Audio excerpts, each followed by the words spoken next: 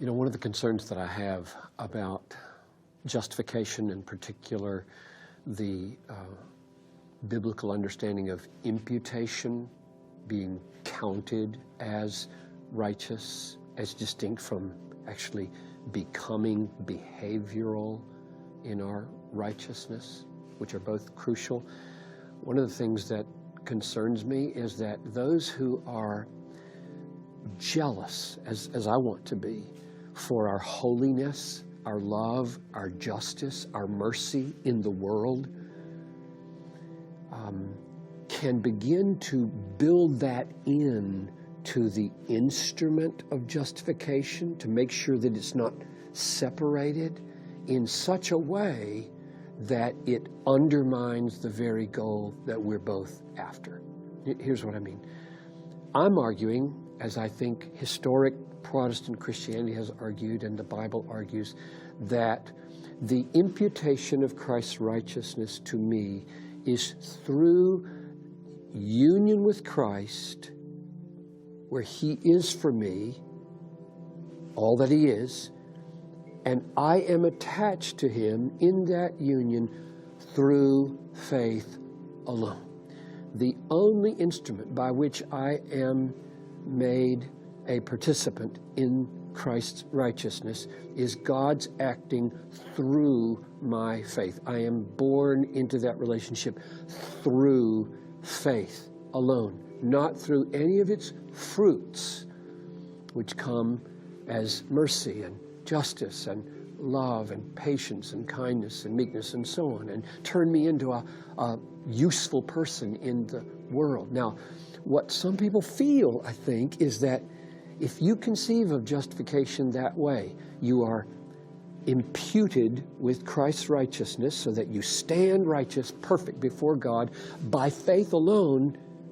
You have disconnected it from love and mercy and goodness and justice and kindness, such that you can begin to become indifferent to these things and just think of yourself as holy and let the world go to hell. And so to solve that problem, to make sure that justice and love and mercy are all kept closely connected as they should be as the fruit of justification, they begin to bring it into the instrument by which we are attached to Christ. And they don't make faith as the sole instrument clearly distinct. Now, the reason I say that undermines what we're both after is I don't think we can make any progress in holiness if we don't have a profound, deep, powerful assurance that we're accepted by God, by faith alone. If you try to make the fruit of justification part of the root of justification, the fruit itself is destroyed, because I think God has ordained that it's out of a sense of wonder and marveling that God is patient with me through faith alone, that I'm able to be patient with another person. If I try to make becoming patient with my wife part of the instrument by which I'm attached to Jesus, who then becomes my righteousness and acceptance with God, so a little bit of me and a lot of Him, then my whole sense of assurance by which I make progress in that patience begins to go down the tubes. So what I'm giving this little video clip for is just to say, I really believe that Christians have to be loving. They have to be just. They have to be caring. In other words, the fruits of the Spirit really matter. We are not born again if we are not living differently than we would if we weren't born again.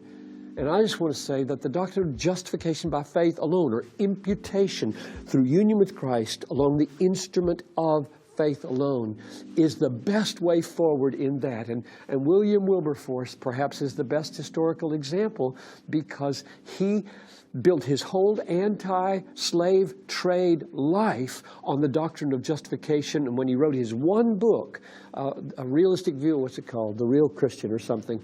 His one book, he said, my main goal is to help England understand that transformation in life and in slave trade is the fruit of justification, not the root. He wanted to distinguish very clearly how you became justified with God and how you became holy in the world. And so as far as his example goes, that's where I'm heading. I want to produce lots of Wilberforces in my church and in the world. And I think trying to bring the commitment to justice into the instrument of justification instead of the fruit of it undermines what we're both after.